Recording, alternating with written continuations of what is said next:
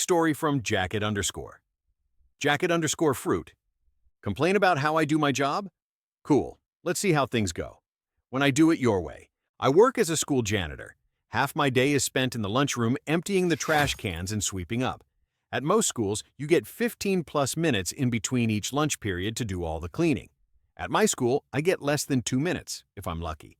Normally, if a trash can be full, I just dump one can to another and then tie off that bag when it gets full. It's a lot faster than having to replace every bag every time, and it saves a ton of bags. I also sweep up around the tables, and if I see a big mess under a table, I ask the kids to move their feet and sweep that up too. I do it this way because it's the only way to keep up and keep things clean. If I pulled every bag every time instead of dumping one can into another, not only would I run out of bags halfway through the week, but it would also take way longer. If I only swept under tables when there were no kids sitting there, I would literally never have an opportunity to sweep under tables. Enter the lunch ladies. Most of them are nice, but there's this one older one who is just a miserable human being. She yells at everyone, including the kids, and is just always angry about something. Earlier this week, she yelled at me for dumping one trash can into another instead of pulling the bag. Why she chose today to do this, I don't know, since I'd been doing every day for the past 3+ years. I know how to do my job and didn't ask her opinion, so I just ignored her, didn't say anything, and kept doing what I was doing. Fast forward an hour or two, and I'm getting a call from my district boss that there was a complaint filed against me. The lunch ladies are saying they don't like that I dump cans instead of pulling bags, and they don't like that I sweep under the kids' feet. My boss tells me just stick to cleaning in between lunch periods. I try to explain that that's literally a period of less than 2 minutes and isn't even a fifth of the amount of time I'd need to do it that way, he says. Just do it anyway to keep the lunch ladies happy. He's a good dude, but he's just trying to squash complaints and keep them from going further. He says from now on, I'm only to empty trash or sweep the floors in between lunches where there's not students in the cafeteria, and also I'm to pull the bags every time. No more dumping cans. Cue malicious compliance. Starting then, I only cleaned in between lunches when there were no kids. Of course, this is literally like a knife and a half, so I only had time to get to half the trash cans. And since I was replacing every bag instead of dumping cans, each can take longer. I didn't even have time to sweep at all. The trash cans I couldn't get to would fill up and overflow, and the kids don't care and just keep piling trash on top. The floor got more and more covered in trash since I didn't have time to sweep at all. I did this for the rest of the week. The same bitchy lunch lady tried to scream at me to go empty the trash when I was standing there on Tuesday. But I explained, I was told by my boss that you guys didn't like me sweeping or emptying trash around the kids, so now I'm only allowed doing that when the cafeteria is empty. I'd love to go get that trash can, but there's kids eating lunch right now, so I'm not allowed. She tried to argue, but I just told her I'm following direct and explicit orders from my boss. There was nothing she could do. When the final lunch ended, I cleaned as much as I could before 2 p.m. and then stopped, as that was my lunchtime and the union requires that we take our lunches at our allotted times. It's non-optional and zero tolerance for deviation. And after my lunch, I have to go clean classrooms since school is out, and classrooms take priority over the cafeteria. End result? The cafeteria never got fully cleaned. When the lunch ladies came in Monday and found it still half filthy, they went through the roof and complained to my boss. He called me Ina, and I explained that I was just follow orders, and the lunch ladies were the ones who asked I do things this way. Suffice it to say, I was told to go back to doing it however I thought was best. You want to stick your nose in my business and tell me how to do my job? See how that turns out. Oh, and also since then, I spent the rest of the week calling them out on all the things they were doing wrong. Previously, I just kept my mouth shut and minded my business. But now we're doing this the way you wanted. Door propped open because it's incredibly hot in the kitchen and you need the airflow? Sorry, that's a security issue. Doors cannot be propped open. Greasy wax paper in the cardboard recycling? Sorry, that can't go in there. Normally, I just grab it as I see it, but now, I waited till the end of the day and then tell them. They had to pick it all out by hand. You guys like having the radio playing in the kitchen? Sorry, not allowed. Shut it down. TLDR. Lunch ladies tried to tell me how to do my job. They got what they wanted. Didn't like it. Fill out a health and wellness survey within 24 hours of every shift after gutting most remaining benefits and reimburse programs? Sure thing. Long and silly petty. I'm a school janitor with barely 2 minutes between lunch periods to clean. To stay efficient, I dump trash from one can into another and sweep under tables while kids sat. One cranky lunch lady complained, and my boss, just trying to avoid drama, told me to stop and only clean when kids weren't there. So I did exactly that. Trash overflowed, the floor stayed filthy, and the lunch ladies were furious. I explained I was following their request. My boss told me to go back to my usual methods. Now, I've started calling the lunch ladies out for their own rule breaking too. You want things done by the book? Fine. Let's both follow every rule to the letter. The malicious compliance was flawless, strategic, professional, and delightfully petty. By strictly following orders, OP exposed the inefficiency of the demanded method, forcing the complainers to confront the chaos they created. Story from Wildcat. My family runs a small trucking company.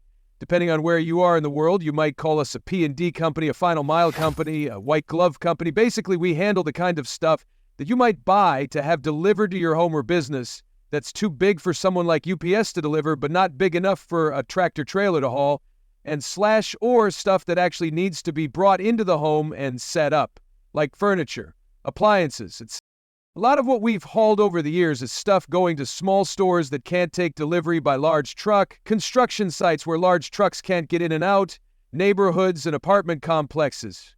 We don't work for the people buying the stuff, we work for the people selling or shipping it. But as we tend to see the same business owners a lot, we've developed great relationships with them over the years. We don't get rich, but we've been pretty comfortable over the years. Our one major stressor has been a long-time shipper who has, or rather had, become increasingly demanding as time went on. Now, when I say long time, I mean it. We made our first delivery for them over 50 years ago. Our company has been doing business with them longer than any of their current employees or management staff has been there. There was one point not too long ago where the retired guy who came in a few hours a day to sweep our warehouse because he was bored sitting home literally knew more about this shipper's systems than their senior field rep who was supposed to be supervising our operation. We have been a small but vital part of their network for so long that almost no one there really realized how much we did for them. We've seen field reps come and go. Some have been great, some have been a little challenging, but most have, once they realized what was going on, largely left us alone to do our jobs. One even called when he took over our area to ask who we were, because his predecessor had no notes on us at all because they'd never had to visit. We've just been mostly quietly plugging along, taking care of their customers, in some cases for generations. Well, the latest rep was a genuinely unpleasant person. He was arrogant, abrasive, casually insulted our employees. Honestly, it's not worth getting into the minutiae here. He wasn't someone we wanted to work with. But I'm able to put on a happy face and get along with about anyone when needs must. So, onward we strode. As I said earlier, the shipper had been getting more and more demanding as time went on. Systems had been getting harder to navigate, inventory had been getting harder to track, phone trees had grown into banyan nightmares. More and more layers of bureaucracy had been added, and with every change, they'd grown less agile, slower, more difficult to deal with. One day, the field rep called because he didn't like how we'd answered an email. Not that we hadn't answered it, just that he didn't like the manner in which it had been answered. After decades of dealing with this shipper, being micromanaged to that level was not something that we were interested in.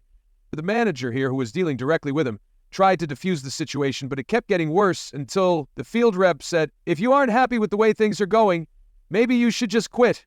Okay then. We started running the numbers, looked at all our other business, decided that we could indeed go on without them, and then I called the field rep to have a frank conversation with him. And then I wrote a short, polite, direct letter to our customer of over 50 years, telling them that we were firing them. We didn't just pull the plug. We gave them a full 60 days notice, so they'd have time to get something worked out. And they didn't. We've always been here for them. They've never had to worry about it. They had someone they thought was going to be a replacement, but, well, as of today, most of their customers in this area haven't had deliveries in a week, some longer than that. Many don't know when they'll get their next shipment. That field rep might still have a job when all is said and done, but it's not our problem anymore. Our phone keeps ringing, people looking for their freight from that shipper. Sorry, you'll have to call them. Update, November 28th, 22. Sorry it's been so long. but I kind of wanted to let things settle down before I wrote anything else. For almost a month, our office got daily calls from people looking for their orders. A lot of the regular customers had my and my partner's cell numbers, and we got more than a few calls directly. My most recent call was a guy I've known since the early 90s, desperately trying to track down a replacement order that just seems to have evaporated. Sorry, can't help. We have picked up enough new business that we're not worried about the future. We did have to let a group of people go, but our remaining employees are happier dealing with the new customers, our working hours have settled down, and we just took our first 4-day Thanksgiving weekend in probably 15 years. My wife kept saying how weird and wonderful it was to have me home for the entire holiday, and for my part, it was the best Thanksgiving I've had in a long, long time. The new company is still struggling to keep up, let alone catch up. We've been told that the old field rep is not in a position to be able to treat people like that anymore, but haven't been told exactly what has happened to them. Their replacement in our region is burning the candle at both ends, trying to keep up with his regular work and get the new company straightened out. One of old customers' biggest customers in this area told them that if they wouldn't commit to sitting down at the table with us to try to get us back, they were going to look at taking their business elsewhere. We didn't ask for that, but we said we'd be willing to talk if they came to us. They haven't. The new field rep said he passed on our willingness to talk, but that hire wanted to stay the new course for now, their call, and I'm honestly not upset about it. The new field rep sees the problems we've seen, and it seems like hire does as well. We handled that business here for a long time, and we're pretty emotionally wrapped up in it. And we told new rep that we were sorry to have put him in this position. He said, paraphrasing, no, this is our fault. We put ourselves in this position. I heard through the grapevine that we were one of over a dozen service providers to quit their network around the same time in the space of a couple months, and asked new rep about that. He clarified that it was over a dozen east of the Mississippi and that there were a bunch more in the western region. Putting 2 and 2 together, we estimate something close to 15% of their providers. That's been a wake-up call to them. Hopefully they'll work toward fixing some of the long-standing problems. Like so many things in life, it seems like this was something we should have done a long time ago. I still see a lot of our old contacts, and it's nice to have the time to actually stop and chat with them instead of being on the run all the time. One of them invited my family to his place in the country next spring, and another wants to get together for lunch next week. This is good. Work smart, not hard.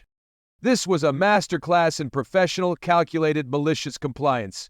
Polite, strategic, and devastatingly effective. Opie gave fair warning, stayed calm under pressure, and let his family-owned arrogance implode the relationship. It was really a perfect balance of dignity, timing, and satisfying consequences. Bye-bye, see you tomorrow. Story from Hammer Punisher. Massive refactoring for a massive douche. A study in code obfuscation. I am a software engineer by trade, and I deal in telecommunications, cross-posting my own post from r/tales from the job.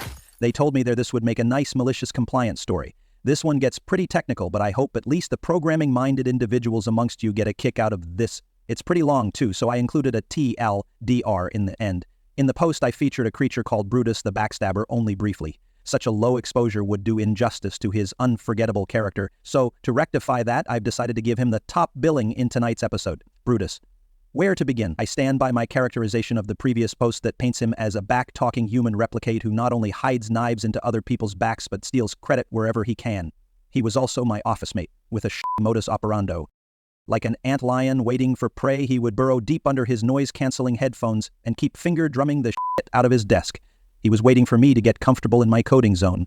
When he deemed the time ripe, he would slam the headphones on his desk with a bang that registered 11 on the Richter scale. This would be followed by him asking for relentlessly demanding help with work he damn well should have been capable of doing on his own, and that was assigned to him alone. If contested, he would run to the boss he was friendliest with, complaining I was not being cooperative. If I acquiesced, he would A, hear my advice, invariably scrap said advice and do things his own way, then B, blame me when the thing he coded his own way would not work. Brutus also had a knack for challenging his coworkers, mostly me, picking apart their work, questioning the decisions they had made on their own software elements that were no business of Brutus to mess with. I'm not sure if I can paint an accurate enough picture of this fine gentleman, but if you've read Joseph Heller's Catch-22, you might remember Chaplain Tappan's Corporal Whitcomb, a hostile dickwad incarnate, a dead ringer for Brutus. I don't know if he was gunning for my position, had it in for me for some reason, or was just an all-round asshole. Over time, Brutus got bolder. My office mates saw fit to challenge my work in the bi-weekly meetings in front of our managers and make suggestions what could be improved in my software module. His favorite boss had a raging hard-on for all these suggestions. Why not? They sounded impressive. A specialist, i.e. me, could see they also were wildly impractical, laborious to implement, and questionable to support in the long run. Said boss liked to overrule my opinion as irrelevant. Yet what do I know? I've only programmed this module for the last 5 years. 5 years. The first 2 had been quite good. My superiors had trusted me back then. They had given me autonomy to do things the way I deemed best. After that, more people, especially more middle managers, rolled in. More politics. Not long after that, enter Brutus. He wasn't the only suck-up/office politician that had entered our firm, but he was one of the most aggressive ones. He had a natural talent for it, always ready with a question, always ready to challenge. The bosses seemed to love that. To play it safe, this textbook definition of a climber also befriended the bosses that mattered the most to his position, went to lunch with them and learned to talk about deer hunting and charcoal grills with them, especially Boss Man the Bigot from my previous story. Whilst Brutus seemed to be thriving in this environment, I wasn't doing so well. All I had been getting lately was more and more middle managers and entitled co-workers to give me conflicting demands and less autonomy to make my own decisions. I was being turned into a glorified code monkey. Consequently, I was getting more and more jaded with my workplace and the people on its payroll. Some nights I'd been checking LinkedIn half-heartedly, but nothing much came out of it. Now that I look back at that, I guess I was getting a bit depressed. But I didn't realize it then. Everything was just kind of gray. Lately, Brutus had become enamored with the idea of refactoring some major code. My code, that is. Except from the bi-weekly meeting, boss man, all right, are there other concerns? Anybody? Brutus. Well, the Hammer Punishers module is too monolithic. That makes it hard to test and also inefficient. Me. As I told you before, the module works well. We haven't seen performance problems in the lab or in field tests. True, it could be made easier to test, but there are also these features A, B, and C that I should get done before June. Brutus, speaking to boss, not even addressing me. Refactoring the module would be a really good idea before those Hammer Punisher could make algorithms that certainly don't need efficiency improvements more efficient at the same time.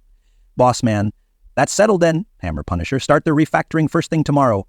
Me, how should I go about it? Refactoring is a pretty broad concept. Boss man, you are the expert, right? You decide the details. Cool, another item to pile on my Mount Everest of jobs. Shortly put, refactoring is making the source code more readable and easier to maintain by e.g., splitting it into several smaller files and adhering to a rigorous standard on naming and formatting the source. Ideally, the process shouldn't change how the program behaves, just make the source code look different and be easier to test. In reality, it is very easy to inadvertently introduce new bugs in big refactorings like this.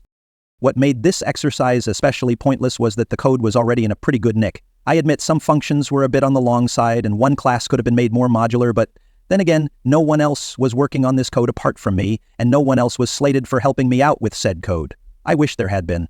I could already read and maintain my own work just fine, thank you very much. There were several more important features in the backlog that needed to be done ASAP, and guess who was going to get chewed up for missing those deadlines?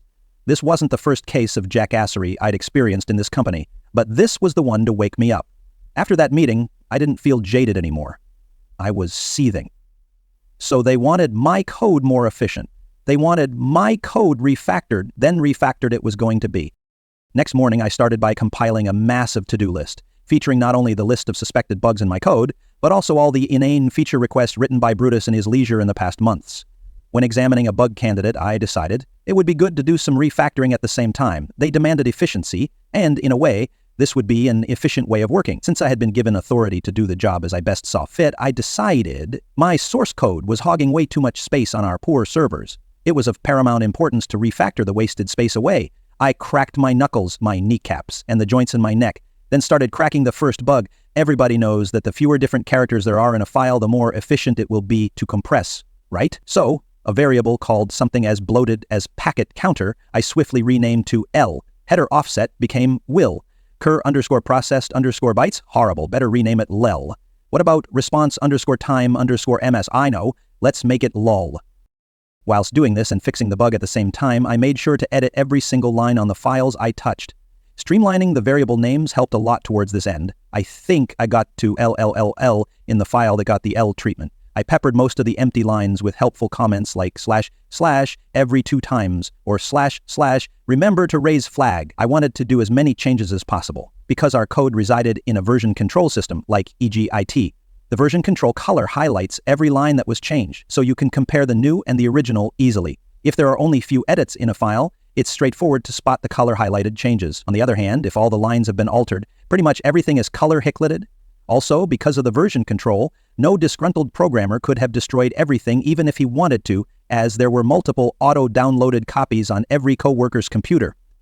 Was I a disgruntled programmer? Nay, I was in the zone. I was getting a lot done. Next week, I kicked it up a notch. Not content to just rename variables and functions, I shifted them around into different lines to make it harder to compare the new and original versions of the file. While I was at it, I decided to save some space by eliminating all those pesky constant numbers and defines, substituting them with some healthy integers in the code. Some call them magic numbers. I called them economical. Speaking of eliminating, I also axed heaps of unnecessary words, like spaces and line changes. After that, the files made a pretty snug package. I committed the changes and uploaded them to our version control. A good week's work. But I wasn't done yet. Since our code deals in low-level network traffic, there is a fair amount of bit twiddling here and there. For some reason that I can't quite recall, I found it very important to rename all the variables in those functions so that their names contain nothing but the following characters: lowercase l, uppercase O, uppercase B, number 0, 1A. Here is an example of a definition with those parameters. Int oblo 1O equals 0B 110,100. L10, 1, and O1. After tackling the bit fiddling and having given the L, K, and E treatment to several files, I allowed myself some leeway in the length of variable names. I kind of towed the line when renaming the function screen update to screw, so I made amends by designating a variable called uptime a space-saving U. And although a certain subclass in the wireless application object contains routines for interacting with the network kernel stack, designating it wanker was definitely a stretch. Originally, the screen update function didn't reside anywhere near the wireless application, but I went above and beyond the call of duty to relocate it there. It was essential to be able to call wanker greater than screw goal. At this point, I recalled that the C++ string is quite a heavy data type with a lot of overhead, so I did what any responsible programmer would do and replaced a couple of these with a pile of numbers that contained the ASCII values of the individual letters in said string. There was also this SQL handler class that was getting too big for its own good, so I split it nicely into two parts, calling one of the instances SQL handler and the other SQ handler. I made sure that all of my new code worked, even though it might be a tad challenging to read. In fact, I double-checked these new features so thoroughly that I forgot to patch one interesting abnormality. The program featured a debug print that, at a point, outputs a couple of characters from an uninitialized memory space to the terminal every now and then. As the memory is initialized, these characters can be anything from letters to invisible control characters. When a test has been running for several hours, say overnight, the print has a tendency to spontaneously output some kind of terminal control sequence that turns all the text in the terminal window irreversibly into an unintelligible mush of weird symbols. It's pretty funny if you have left the test running overnight and relied on the terminal output to debug the results. I knew this, but Brutus didn't. As he was never industrial enough to pull thorough testing sessions, he was also too lazy/confident/efficient to ever check on my progress on the great refactoring of 2019. Too bad. He could have caught these atrocities and maybe alerted some higher up to put a stop to them. During the next few weeks, I made sure to intertwine every bug fix I made with a ton of helpful refactorings. Even with the help of version control, it's pretty much impossible to extract the useful modifications from the jumble of obfuscation without days and weeks of manual labor. You could revert back to the version before all of my refactoring, but then you would lose all the new features and bug fixes, some of which are critical. Why the hell did I make such a mess of my code, you might ask? Well, say I was to not come to work anymore one pretty morning. Say I was to leave the company for good. If such was the case, the responsibility for my code would be handed to the coworker that was next on the line, someone who has proved himself the most versed on the subject, willing and able. And as my bosses had witnessed in so many bi-weekly meetings regarding this particular software, the one with the most excellent knowledge was Brutus the Backstabber. You see, because of this incident, and a lot of other stupid crap, I had finally found the energy to get back to the game of job hunting, fueling the seek with my rage. After a couple of bad offers and fizzled interviews, I landed a pretty good candidate. A long and convoluted negotiations process ensued. I wanted to make sure I would not end up in a clone of my current company. Finally, I signed papers with a new firm, with a better salary and more interesting job prospects. Brutus's face was a sight worth seeing when I dumped a pile of feculent Frankenstein code on him and waved the sweet goodbye, but that's a story for another time. After all, the great refactoring was only the pettier of the two going-away gifts I dedicated to my beloved company. The other one was much more satisfying. DR. A climber of a workmate gets ahead at my expense, getting our boss to make me do pointless huge changes to my soft. Boss never specifies the way to implement the changes. I employ creativity to turn the code into a steaming quagmire of guano that works but is unreadable. I quit. The climber gets the now illegible code dumped on him. The malicious compliance was brilliantly executed, technically sound, yet frustratingly unreadable. By maintaining functionality while making the code indecipherable, the revenge was subtle, yet devastating. Brutus and management got exactly what they asked for, proving that sometimes improvement comes at a painful cost. Story from Tandy Angie. Our junior high dress code was a pain. Most teachers didn't care so long as kids weren't distracting. The principal of the junior high, however, insisted on enforcing every single rule. A friend of mine wore a long-sleeve shirt under a tank top. The principal insisted she couldn't wear the tank top because tank tops were against the dress code. But she couldn't take off the tank top because her shirt was slightly see-through, another violation. Instead of allowing her to simply wear the tank over her long-sleeve shirt, she sent her home. I decided this wouldn't stand. I studied every rule in the dress code to prove how stupid it was. I started off small and worked my way up. No open-toed sandals. This one was easy. I wore open-toed high heels. Nothing in the rules against high heels, and the open-toed rule only applied to sandals the way it was written. Shirts must be tucked into pants. Belts must be worn through belt loops. Knocked out two here by wearing a skirt.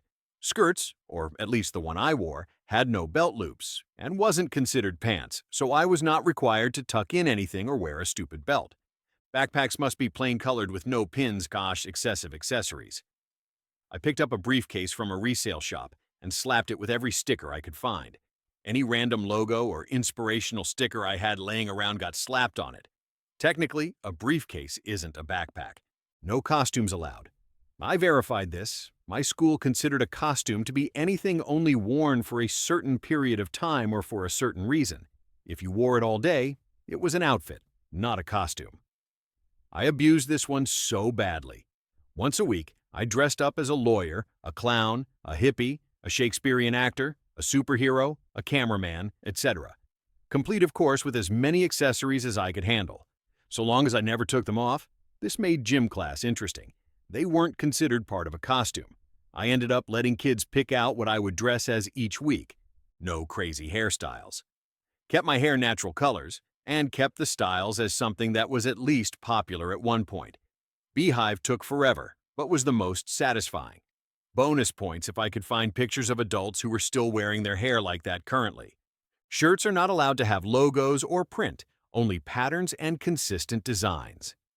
Consistent designs was my loophole here. No print, fine, but consistent print made specifically to look like a design? At this point, the principal was going mad, and she didn't let this one slide. She insisted I change, which I expected. Gym shorts must teach students' knees or as long as their fingertips. Guess whose fingertips reach about 3 below her butt? Me! I went from wearing a shirt that said "bite me all over it" to an outfit that included short shorts. But my shorts were still longer than my fingers. I even offered to change back into my other clothes. At this point in the year, we were almost done with school. Other kids were following my lead, and we were driving the principal mad. I decided to kick it up a bit further. I attacked what should have been the most basic rules. No sunglasses. Rose-colored glasses aren't considered sunglasses because you can easily see through them. Still, the principal jerked them off my face and insisted I wouldn't get them back until the end of the day. No tank tops. I wore a dress with spaghetti straps. It wasn't a shirt, so I wasn't breaking a rule. Belts must be plain with no dangerous materials. Plain it must be, so plain I went. I wore a shoestring as a belt. I wore a braided yarn string as a belt. I even wore a spandex band sewn to my pants as a belt. No Crocs.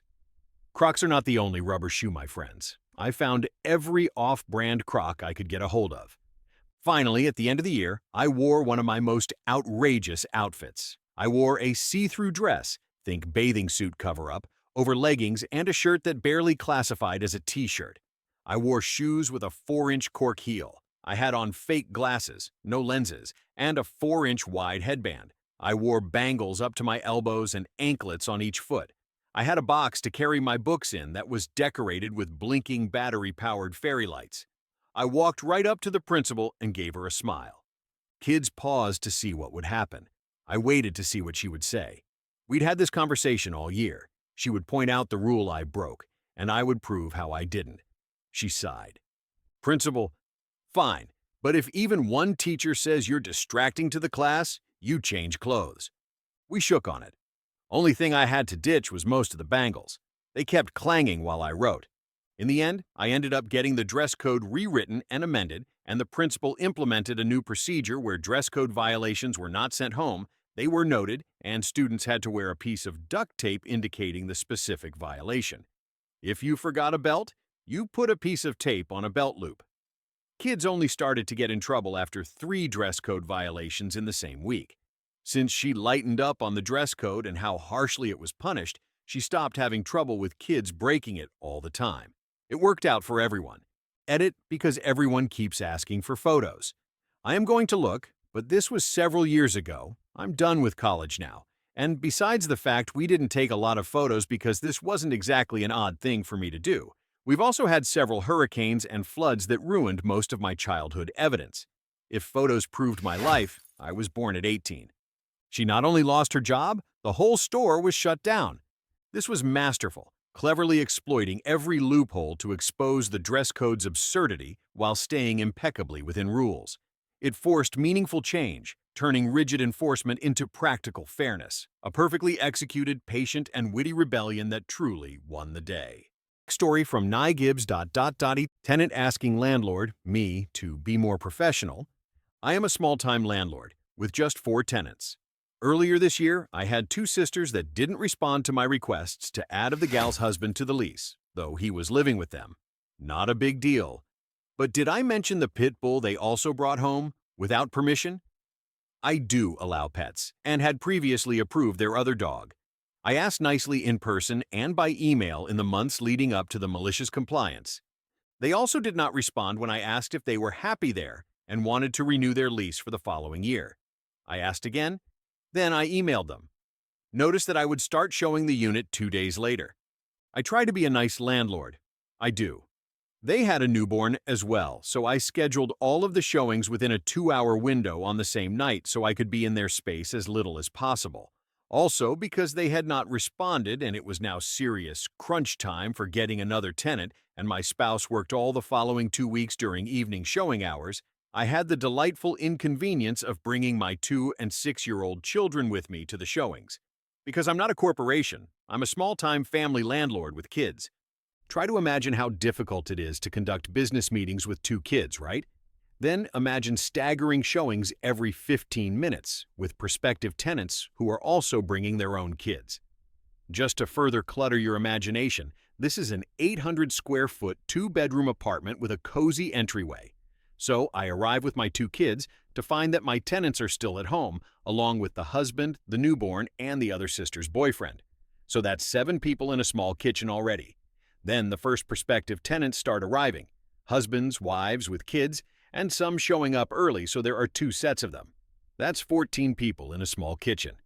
And I'm a mom. I have magical powers.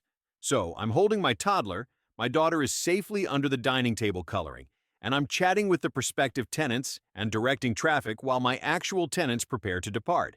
If you didn't know this already, it's common practice in the U.S. to leave the premises during real estate or apartment showings.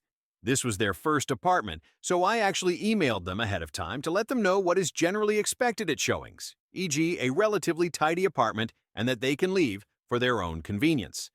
They do eventually leave, after the boyfriend tells a prospective tenant that he, in fact, also lives there, and I carry on with an exhausting scheduling of showings, and have my new tenants all picked out and lease signed by the next day. Awesome, right? The next night, I get a voicemail from the husband, who is not my tenant. I saved it and just listed to it again because it still gives me that same delightful shiver of malicious compliance. In his voicemail, he told me how awful it was that my children touched his infant's things. They didn't, because I keep my kids entertained with magical mommy toys, but prospective tenants also brought children, and how they had to sterilize everything to keep their infant from being sick, and how inconvenient it was to have showings with only 2 days' notice, and how very unprofessional I was to bring my children, and asked if I could just be more professional in the future. You can hear it, can't you? The deep shiver of malicious compliance vibrating through my offended being.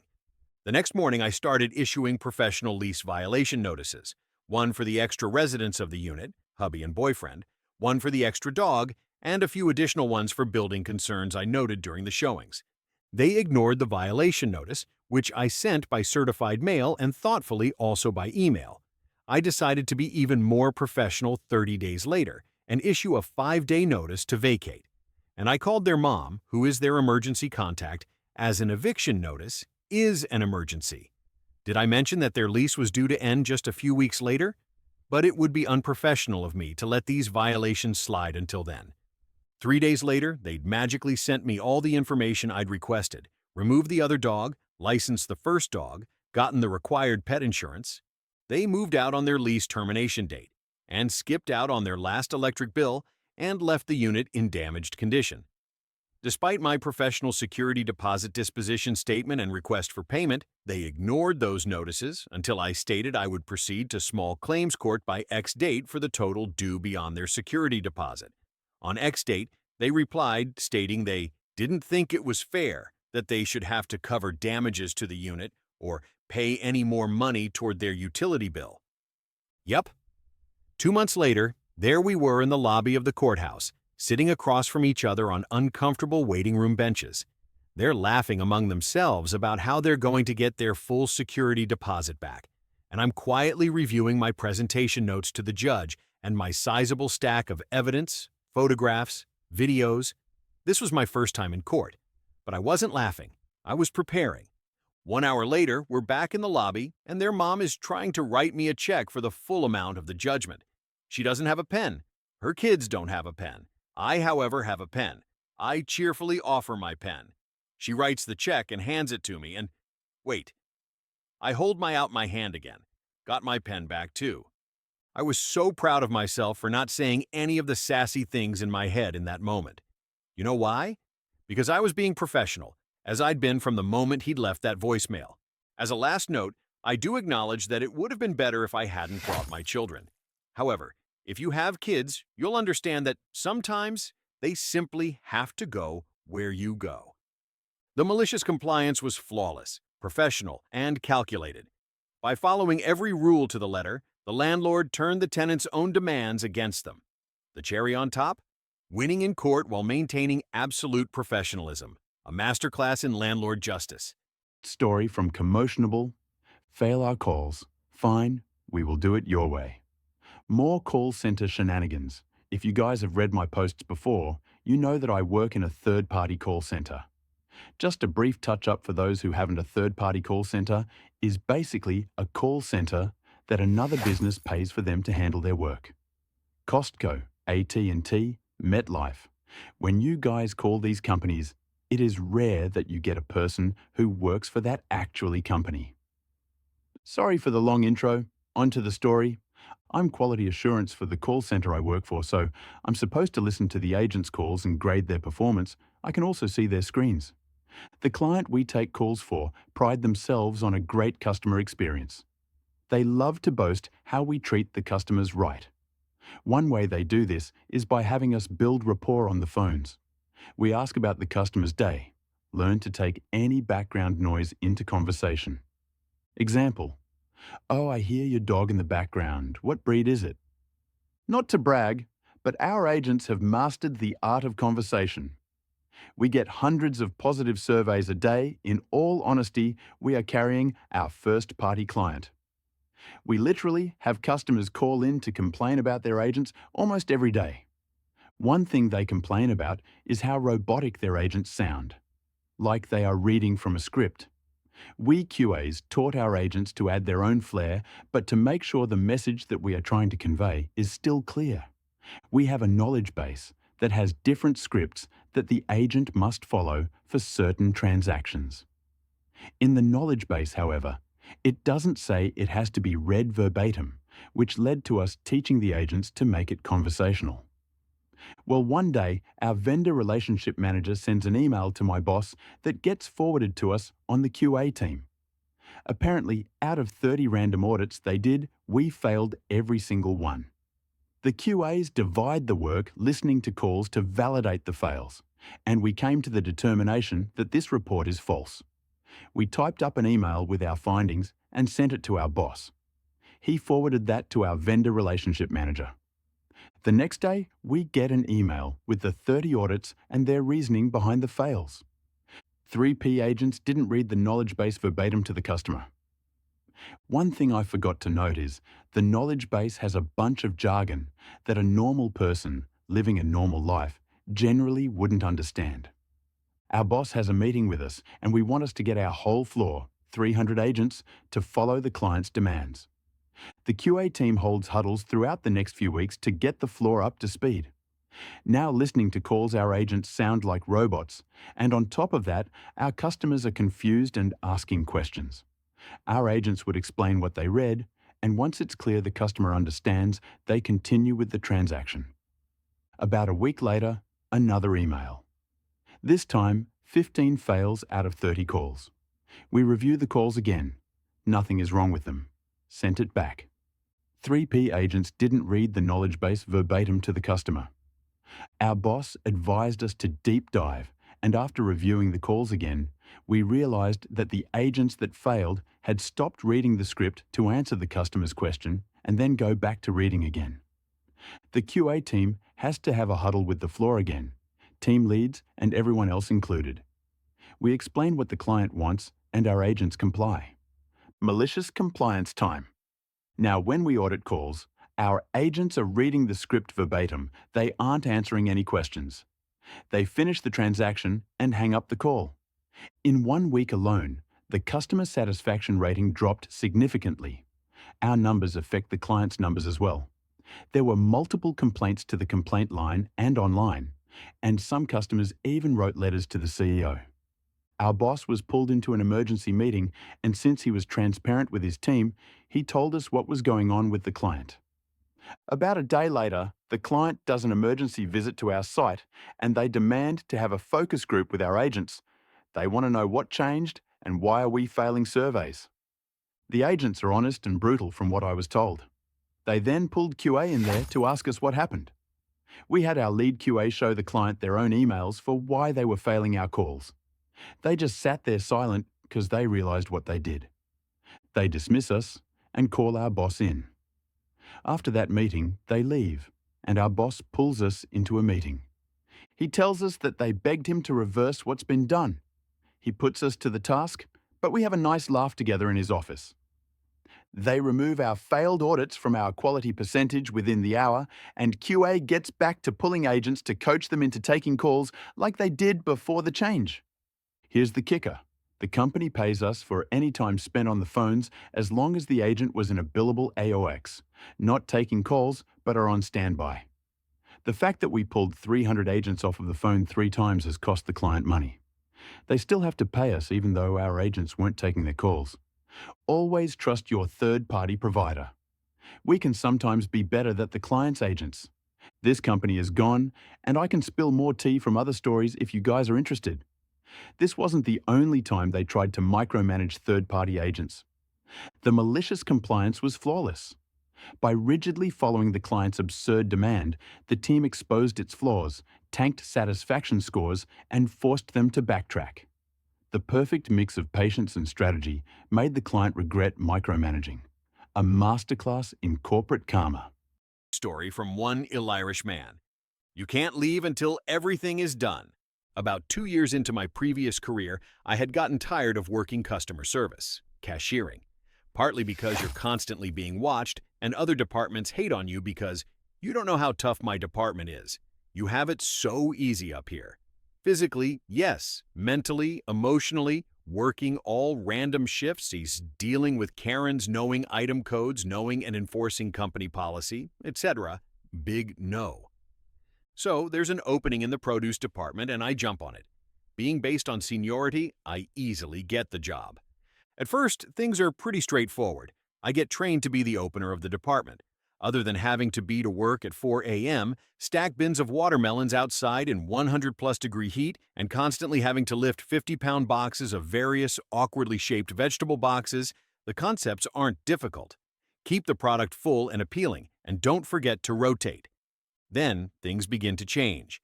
Corporate is tightening the labor budget because sales aren't where they want them. Labor is getting tighter and tighter each week. Naturally, as labor declines, we can't get stock out fast enough, or we run out of time to order sufficiently and sales dip. Round and round it goes.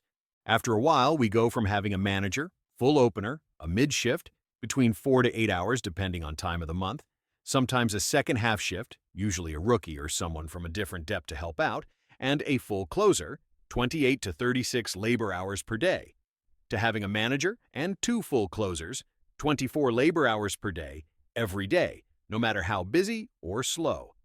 On top of that, the manager doesn't touch much of the product because they come in early in the morning, and when we leave for the night, everything has to be full.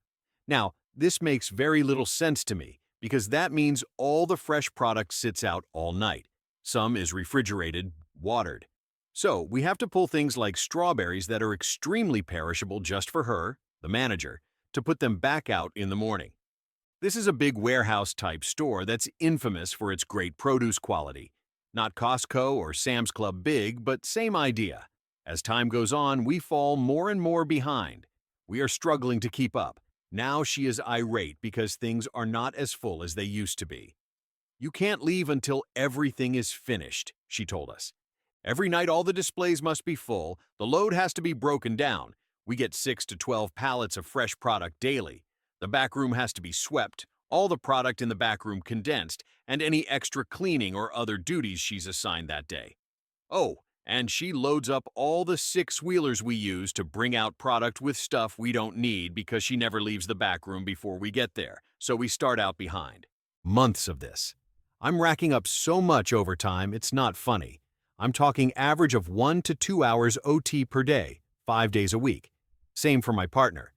We almost always work side by side, shift-wise, not literally, but he makes more, and they don't like how expensive he is. The only bright side for me is my partner has seniority by about 15 years, so she blames him for everything. However, she won't tell me directly if I'm doing anything wrong. She'll leave a nasty note for me to find later before she leaves for the day, but that's it. Any sane person would realize this is not possible to do by ourselves. Doesn't matter. The day after we both put in 11-hour shifts, she scolds us on how could the two of us put in 22 hours combined and still not get everything done? We explain everything we had to do, but it falls on deaf ears, and I'm starting to become checked out mentally.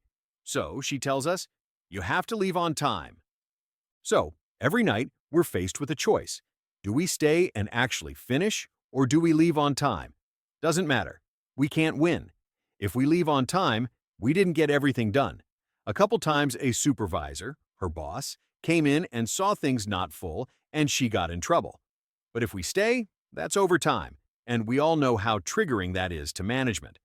Eventually, I'm expecting my first kid, so I get a second job that complements this one in industry and allows me to service 24-hour locations, meaning I can do it immediately after my shift ends, or after a power nap in the car.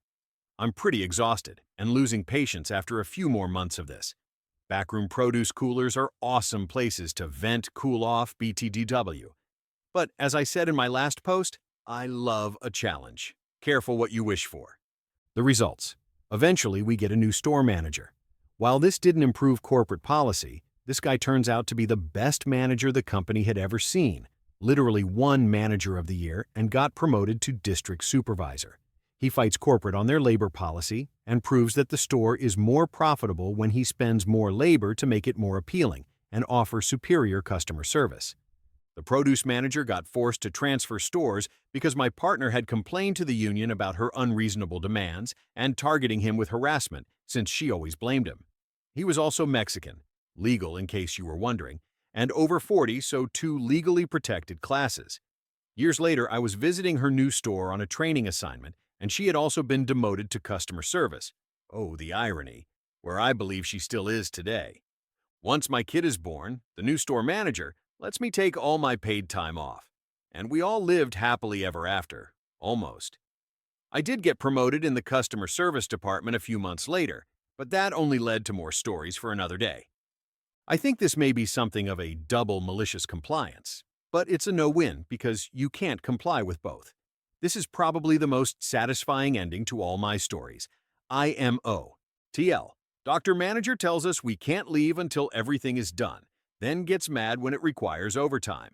Manager tells us to leave on time. Impossible to comply with both. Manager gets transferred, then demoted for harassment. Don't stop painting the mural? Sure thing, boss. This malicious was perfect, and it was executed flawlessly. Trapped between two impossible demands, the manager's hypocrisy exposed itself. By strictly following her contradictory orders, she sealed her own downfall. Justice was poetic, with her demotion making it the perfect workplace karma. Story from a user with a lot of numbers: 009645678865433334. Sure, I'll do my job.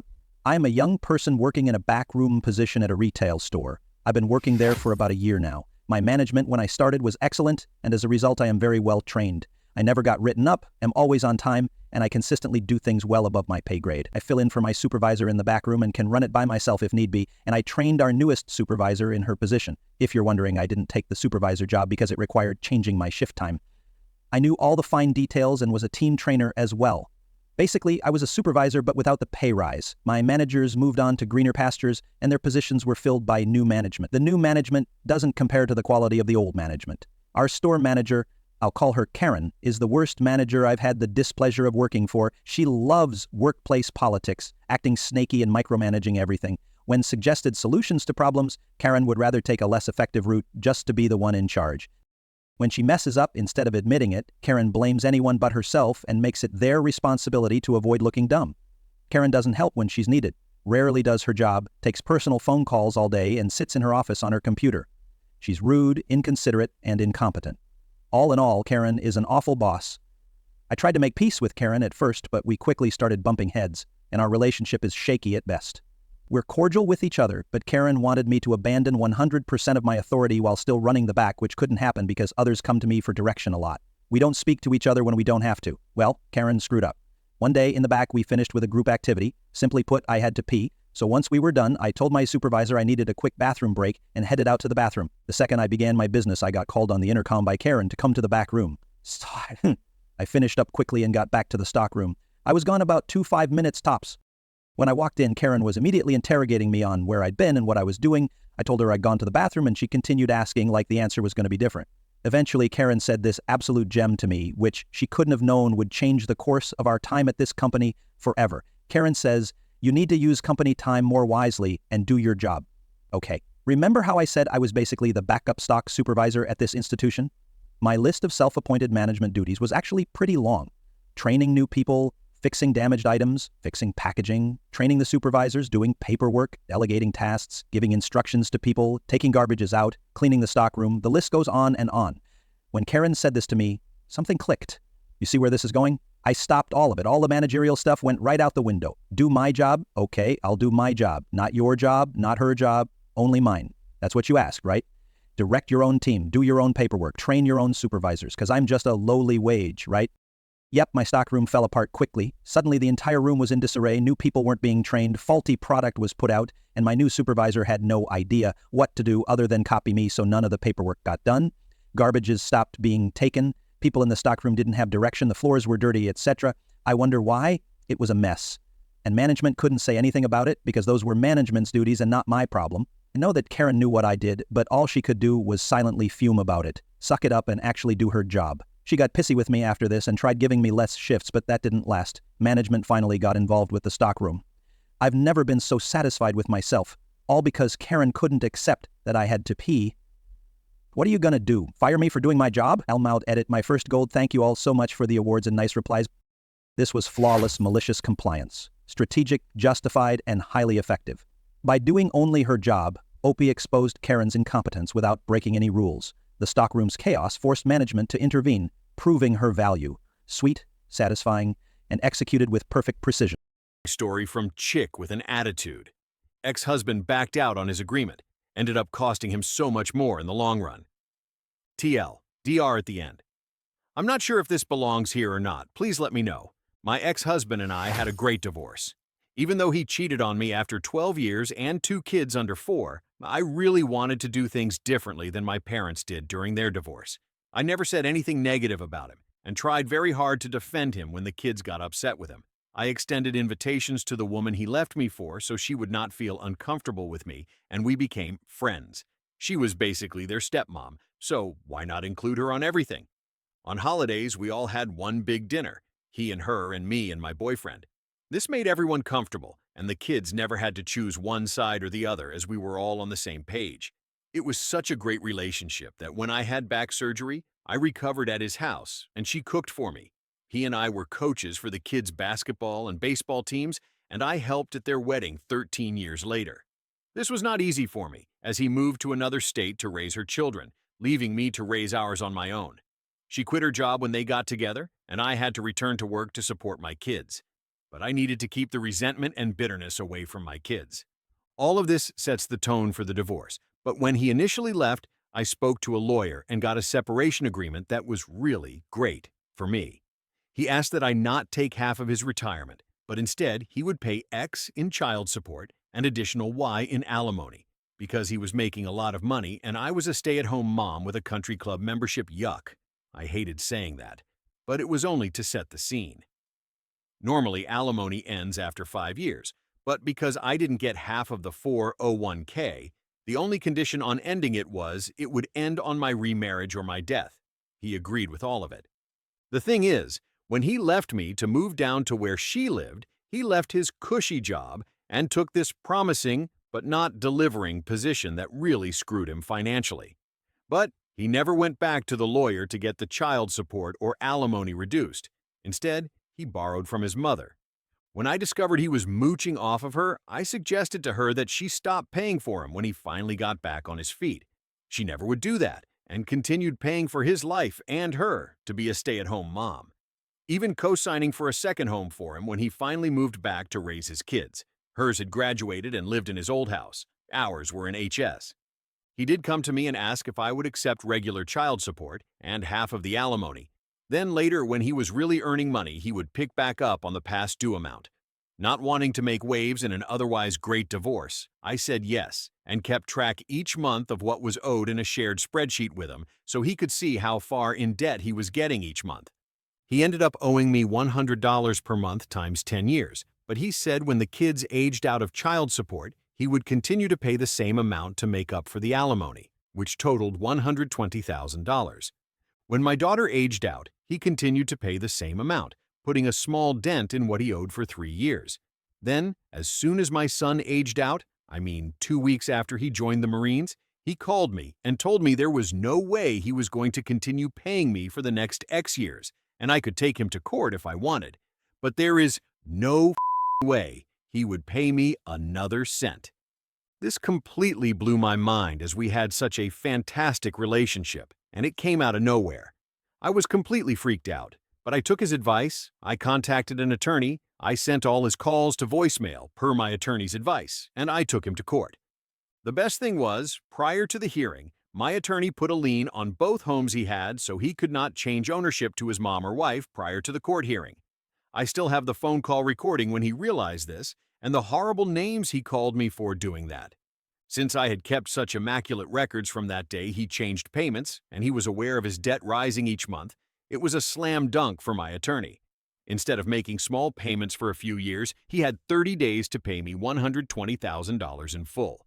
Unfortunately, the kids now have to choose which parent they visit on holidays, but that was not my fault. I was willing to continue as is and not put any strain on the family relationship.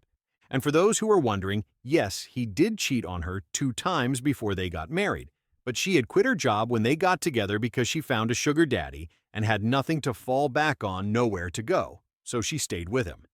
Since we were friends, she shared this info with me, as I would understand what she was going through. TLDR. My ex-husband refused to make payments on back-owed alimony and told me if I wanted to get any further money, I should take him to court. That's exactly what I did. Instead of making small payments for the next few years to get caught up, he was ordered to pay the entire $120,000 in 30 days. Edit. I got my money on day 29. No other payments will be made. Edit 2.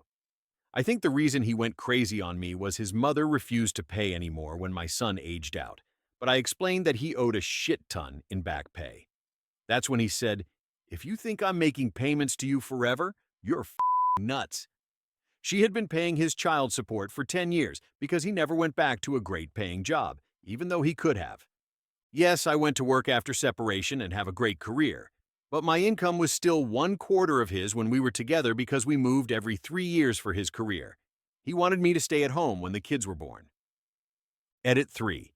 It is obvious that people do not understand that, as a stay-at-home mom, I could not contribute to my retirement fund because I didn't have earned income, meaning no SS, 401k, or IRA. So he maxed out his contributions so we could live comfortably in retirement. After 10 years of marriage, I was legally entitled to half of his retirement. Since he asked me not to take half of his retirement, he offered alimony instead. Then he decided not to pay what he offered and leave me with less retirement funds than I would have had in either case. Slim my or half of his retirement. This is why it was important for me to get what was due. Not to live a cushy life, but for my retirement. Thanks for the awards and for the nasty DMs. I'm okay with you calling me horrible names because you don't matter to me at all. That time the company lawyers told me to contact law enforcement. This was a masterclass malicious compliance, calm, calculated, and backed by airtight documentation. OP gave her ex every chance, honored the agreement for years, and when he reneged, OP followed his own advice and let the courts deliver poetic justice. Story from I'm_your_life. Our deal is off. If you don't like it, just quit. I used to work to a company that had a weird work culture. Everyone, including CEO, directors, and the owner, worked way too much, and some would proudly say that they could only sleep after drinking because they have so much work they can't tune off. I was working 12 hours a day, plus commute, all without overtime, while being paid less than market average for 8 hours. I was dumb. I loved what I did. The company has a big name in my country, so it helped build my curriculum, and I had the chance of tackling very interesting projects, so I saw it as a stepping stone to better jobs. About 8 months in, though, I started to break. I had stopped exercising and gained weight, my mental health was taking a big dive, and I would wake up at 4 a.m. thinking about things I wasn't able to finish, and then I couldn't fall back asleep. So I handed my resignation. The CEO, who I had a good work relationship with, called me in to ask what was going on. My director was present. I was honest. He asked what they could do to keep me in the team. I said we desperately needed more people in our department. My director nodded, and I had to start working 1 hour later so I could at least go for a walk every morning. He agreed with both of those things, said that they were already working on the budget to get 2 more people to our department, and he'd ask for RH to post the openings. My director had vacation planned, and during that couple of weeks I got to work 1 hour later, got sticky eyes from my coworkers, but oh well, started to feel better. Interviews happened during that time, and by the end of the 2 weeks, we had 2 new members for our team. Then, on the 3rd week, when my director is back, we are all called into a meeting about 2 big projects that will require every hand on deck. Company was preparing for an IPO, and we had to work on it. Second day of the week, director calls me for a chat and says I can't be getting in late. I said I wasn't late, my hours were changed to start later as the talk with CEO. She says that I can't start at a different time than everyone else and that everything was too busy for it anyway. I either accept it or I quit. I was sure she felt she could spare me now that we had 2 new members, or that I wouldn't want to leave because having helped organize an IPO is great for your resume. Not worth it. I quit. She was surprised. Notice in my country is usually a month, unless the employer asks you not to go. They'd still pay, but if you're angry or whatever, you wouldn't have time to steal information or cause damage. I get to work the next day and find out one of the new hires had also quit. Too much work for her. I see my boss calling HR and asking them to cancel the email they had talked about earlier, while throwing glances at me. I am sure she was going to ask me to not show up anymore, but with one person leaving, it would be harder to handle everything. I keep working as usual. Don't want to damage my professional image. They find someone to replace me that week, since they still had resumes from the previous cycle. Second previously hired person quits. Replacement quit, then second replacement showed up, and I wasn't allowed to train him in case the first one quit because of something bad I said, but he broke a record and gave up after the very first day, all before the end of my 3rd week of notice. That week, I had gone through a great interview for another company. Yay, lunch hour. And I believe they called my company for reference. HR must have told my director, since she suddenly started acting friendly to me and would stop my coworkers whenever they made snarky remarks about me leaving. Did I mention that the work environment there sucked? First day of my fourth week, director calls me and say maybe we were both too harsh in our decisions, that she is willing to allow me to get to work 30 minutes later if I cut my lunch hour by 30 minutes, and she is fine ignoring my quitting since it was clearly a decision made by impulse. I said I would consider staying if she matched my offer from the other company plus 10%. Went back to the previously agreed starting work 1 hour later, and I would have to have everything in writing before the end of the day since I wouldn't want to screw the other company over. She said I was doing her dirty, in better terms. Something hurting the company, no loyalty. Think of your future. After everything we have done for you, you are wasting an opportunity. You aren't being professional. Why would you even think of quitting? When she said that last bit, I smiled and said it was her idea, after all. That we had a deal I was willing to uphold despite everything bad that working there had, but she said the deal was off, and if I didn't like it, I should quit, so I just complied. I didn't like it. I quit. We had a third replacement for me that week. I trained her. She lasted 2 weeks. The 2 extra people for the department were never brought in, as they were trying to cut costs to better prepare for the IPO. 2 months later, the whole team was different, except the director, who was there holding strong.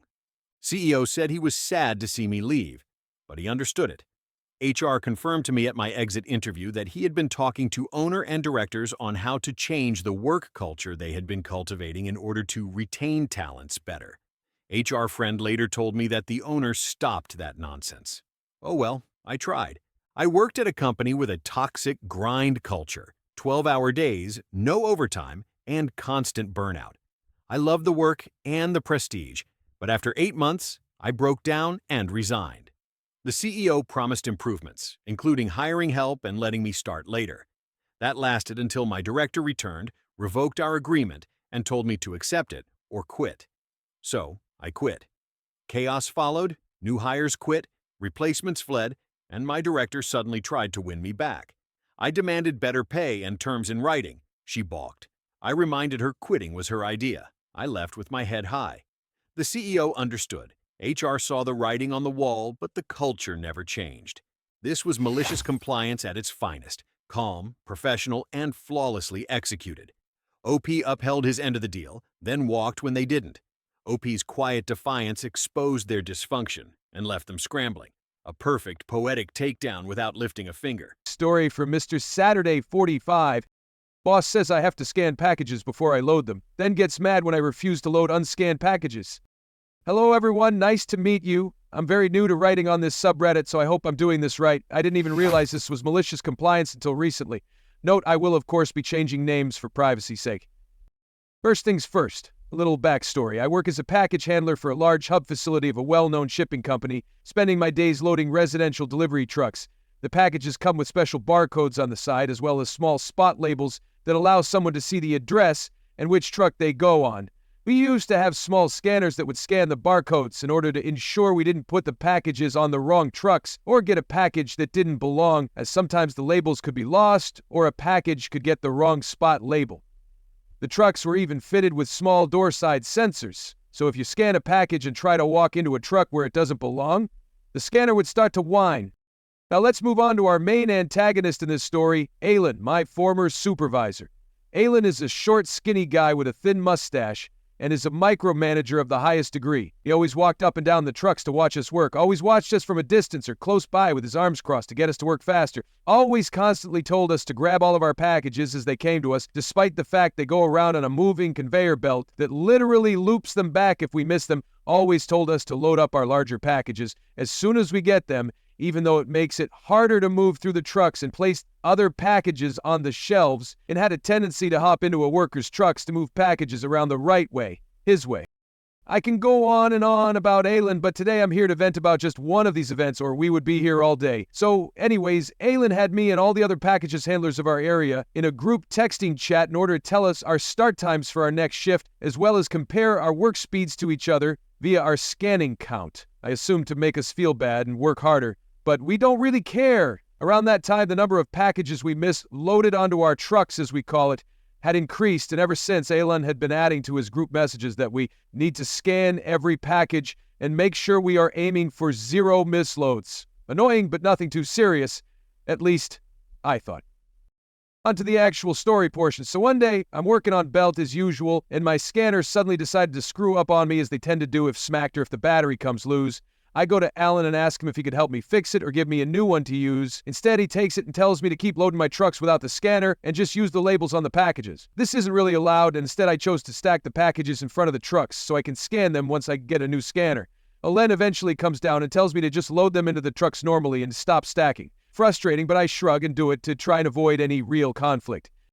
That evening, Alen messages the group and lists out our speeds with me at the bottom and is once again spouting on that we need to make sure we are scanning our packages before loading them, and even comes to talk to me the next day about my number of misloads. I'm angry, of course, as he is the one to tell me, but at that point I was still fairly new to the job and didn't feel comfortable arguing with the supervisor, so I just try to continue on with my work with a mental note of always scanning my packages no matter what, so we can't pull this again, unaware that this will be my malicious compliance later on. Fast forward a few months later, Alan is leaving for real estate and is training one of the package handlers to be his replacement before he leaves. By that time, I am fed up with all the micromanaging and pestering and can't wait for him to be gone. It's about the final week of his employment that I'm working the belt, and once again my scanner frigs up and stops working. I hand it over to Alan once again, and just like before, as if he has never cared about scanning, he tells me to keep loading the trucks. I smile to myself and nod. So I continue, stacking my packages in front of my trucks, waiting for that new scanner to arrive. Not long after, Alan comes back with the trainee at his side. He asks me what I'm doing, and I tell him I am stacking my packages. Once more, he tells me to keep loading my trucks, and this time I talk back, telling him I'm not loading them without a scanner. I have to admit, at this time, I was done with Alan and let my anger get the better of me, raising my voice and getting a bit shaky, as I have a very hard time dealing with anger, especially after dealing with his for so long. The trainee tries to settle the situation and tell me to just keep stacking and they'll get a scanner right away, but is interrupted by Alan telling me once again to load my trucks, this time louder. I flatly respond, no. And thus it goes back and forth like this for nearly half a minute before I eventually tell him to get it to me in writing, because I'm not getting fired over this. Remember, we are not supposed to load a package without scanning it, and can indeed get in trouble if they can prove we assist it intentionally. This seems to get him even madder, and he eventually tries to pull the head supervisor card. He asked me if I would like him to go get the head supervisor to try and intimidate me, I guess. I wasn't able to chuckle in my anger and just told him to go ahead and get him. He and the trainee walk off with him storming down the belt. A few minutes later, the trainee comes back with a scanner in hand, apologizing and telling me to just get back to work. I didn't see Alan for the rest of the day, and if memory serves, the rest of his final week as well. Sorry if it's not as explosive as some of the other posts, but this was just my first real malicious compliance, and I hope you enjoyed the read all the same. And to any supervisors reading this, please just let us do our freaking jobs. Don't hurt the hand that feeds you. Absolutely perfect malicious compliance. By following Alan's exact orders to the letter, OP exposed his hypocrisy, protected himself from blame, and shut down his micromanagement with pure logic. Calm, bold defiance paired with policy makes for a satisfying win.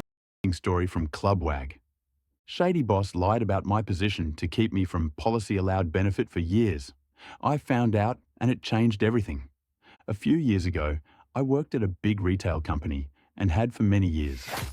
Eventually, I went through enough grad school education to get my license to work at a higher level.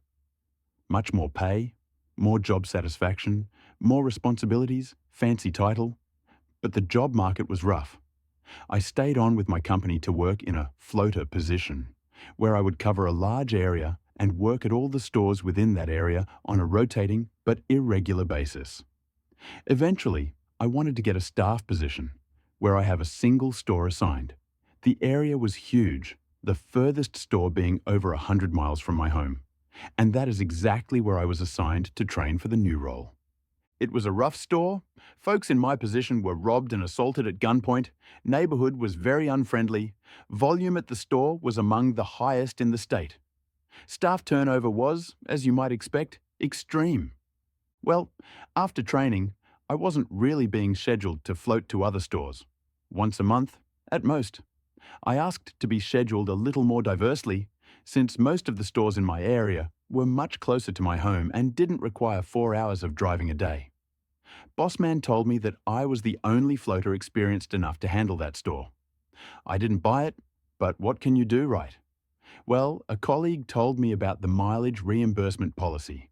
Floaters working at a store more than 50 miles from home can file for reimbursement of mileage over that 50 miles each way, can even include meals.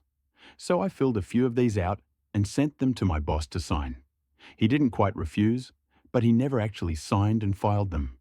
I suspect as soon as I left his office at our district centre, he tossed them out. Bossman tells me later that they must be lost in the system. Eventually, the same colleague showed me how to fax those same forms to accounts payable, bypassing the district bossman. So I started doing just that. One day, Bossman calls me in a panic. He wants to stop my filing the forms. I ask to be floated closer to home, but he won't budge. He needs me at that miserable store. He promises me he'll make me a staff role at that store if I promise to stop faxing those forms. Staff roles are a promotion and usually come with better pay and a few other little conveniences, so I agree. Bossman says there won't be a pay bump right away, but that it'll come down the road. That never happened. 2 years later, the situation at the store has become too toxic for even me. I asked to step down from the staff position to be a floater again and be allowed to float to other stores. Bossman says that I am already a floater, never was in a staff position, but that he can't let me work at other stores because it's better for me and the customers if I stay there for familiarity. Floaters do not get scheduled to stores exclusively, so I am being singled out because they are still desperate to cover that dump of a store. I'm livid, so I start looking. It took me months, but eventually I found an opportunity to make my dream career transition. I put in my formal notice and that's when the fun started. Remember that whole mileage reimbursement policy? Well, I kept meticulous track of all my shifts, and there is no statute of limitations baked into the policy, so I started filling out those reimbursement forms to retroactively cover every single shift from the past 2 odd years. I skipped the meal part since I didn't want to go through all that effort of finding receipts. I had a friendly store manager sign off on them, and I started sending them to accounts payable directly again. I didn't fax them all in at once, but for each shift in my final 2 weeks, I faxed a few dozen in. We still have fax machines in that line of work, believe it or not. I figured, what do I have to lose? Worst case scenario, accounts. Payable declines the forms. On my last few shifts, I started getting the checks from accounts payable. Not added to my paycheck, but sent to me directly. Mileage reimbursements are non-taxable income, so this was all tax-free money coming to me. It must have taken a while for the charges to show up on a balance sheet, because a few weeks after my final paycheck, I got a call from my now former bossman. He wasn't happy. He got some big loss prevention manager involved, and together they started saying I was breaking some rule by requesting the payments. They specifically claimed I was ineligible because I agreed I wouldn't be eligible in a staff position. They then threatened legal action against me if I didn't remit the full amounts back that same week. But I had the email chain from when Bossman said I was never staff and always a floater. I politely referenced that email chain before letting them know firmly that because I was lied to, our prior agreement didn't apply and I was fully eligible all along. Corporate policy, as confirmed by HR, agreed with me, so I let them know I wasn't returning a single penny. In the end, the reimbursements amounted to well over $21,000, and I transitioned into my dream job. I could say that I would trade that money back for the time I lost commuting to that miserable store, 4 hours every shift. But all that pressure motivated me to making the best career move of my life.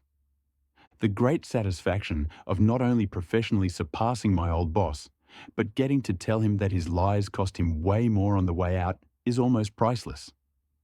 I also shared my story and method with many colleagues who were being told wrongly by the bossman that they didn't qualify for this policy. TLDR, boss lied to manipulate me into commuting 200 miles a day for 2 years without policy-allowed reimbursements. I found out and quit for my dream job career, then filed reimbursement retroactively for a total of $21,000. Edit 1. Thank you all for the support and comments. As many of you correctly guessed, I was working as a community pharmacist. I do want to clarify that most of my co-workers, technicians, pharmacists, front-end staff, and customers, job patients were amazing people. Between them and my subscription to Audible with a long list of books I always wanted to read, it made the situation such that I could tolerate that commute for all that time. The job market for retail pharmacy is also very rough, and I can't overstate that enough. It has empowered big chains to abuse staff in this and other ways, and that also endangers patient care, not to mention staff mental health. I spent more than 10 months searching before I found an opportunity, and that involved me leaving the profession entirely. The district manager boss man and the store general manager, who was fully complicit in the lie, are both still working for the company, last I saw. The moral of the story: please understand your company policies and ignore any verbal agreements or HR unsupported decrees otherwise. And be kind to your pharmacy staff. The job and companies are not always kind to them. It was a perfect revenge, justified and financially devastating for the manipulative boss. By using corporate policy against him, OP not only got rightful reimbursement, but also exposed his lies, ensuring others wouldn't be exploited the same way. Pure satisfaction. Story from Saga Nuts 18. For the last 3 years, I have worked as a muralist for a mural company. It's hard work, but also rewarding, as I was beautifying public spaces. I had a good boss. He was a skilled painter who worked alongside us on big projects, in addition to providing us with plenty of financial incentives and encouragements. Unfortunately, he retired last year and gave full control of the company to his business partner. It immediately became a sideshow. The business partner controlled the administration side of the company. He was not a painter and didn't understand the work it took. He would overbook clients and overpromise on completion dates. He never offered us incentives and would only berate us for not getting jobs done quickly enough. We tried to tell him that the old boss has always encouraged us to take our time and deliver the best mural, as the company's reputation rested on the quality of our work. We also tried to explain that as artists, we want to be proud of the work that we put out there. He brushed it off with, "You're paid to finish jobs. Just get it done." This was incredibly demoralizing, and after 2 months of churning out rushed work, we were burned out. One of our 4 muralists quit. The final straw came 3 months later. Our company won a huge bid to paint the side of a 5 stories tall building using my design. I told the boss that it would take us 5 weeks to complete. However, a week before the project was due to start, he told us that we had 3 weeks. We protested, citing that we're down 1 muralist, safety issues, weather changes, and the complexity of the design. He, of course, told us that the contract has been signed and brushed off our concerns. He did, however, offer us financial incentives for overtime work this time, and knowing that there was nothing we could do, we accepted it. I simplified the design and we planned to stay late. The weather got bad as predicted. There were a few days of rain where we barely got work done. We fell behind and told the boss that he had to get us an extension. Our client was nice enough to grant another week, but our boss was pissed. He would show up to the job site regularly just to rush us. On the 3rd week, we were working when a light drizzle started. We were waiting in our cars, hoping that it would pass when the boss showed up. The moment he saw us, he started accusing us of being lazy. To quote, "This is why we're falling behind." One of my coworkers said through gritted teeth, "Can't you see it's raining?" But before we could explain why we couldn't paint in the rain, the boss yelled, "If you're scared of a little drizzle, you shouldn't be a muralist. Get back to work." My coworker shot me a look, and I knew immediately. The malicious compliance was on. The 3 of us got back on the scaffolding and began working. The boss smugly said, "See, that wasn't so hard," and drove off. We kept our smiles to ourselves. When the boss returned that afternoon, he was horrified. The rain had washed the wet paint down the building, leaving paint streaks dripping onto the rest of the mural. Basically, the whole mural, 3 weeks' worth of work, was ruined. We noticed him staring slack-jawed, but we just kept painting. Then he called us down and cursed us out with all sorts of profanity. When asked, "What the fuck were you guys thinking?" my coworker replied, "Well, you were the one who told us to do it." My boss's face turned beet red. Then he asked, "Well, how the hell are we going to fix this?" My coworker simply replied, "You mean how you are going to fix it? We've decided to all quit." And indeed we had while we were working in that rain. We packed up our tools as the boss went from yelling to begging to yell again. We just ignored him. That was the last day that we were on site. I felt so relieved the moment I got home. The aftermath. I got a call a week later from my old boss. I was ready to tell him that I won't come back to work, but it turned out that he just wanted to check in on me. He apologized for what happened.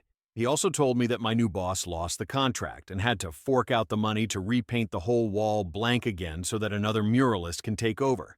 The company is floundering now. The new boss can't find anyone to replace us, and he probably never will.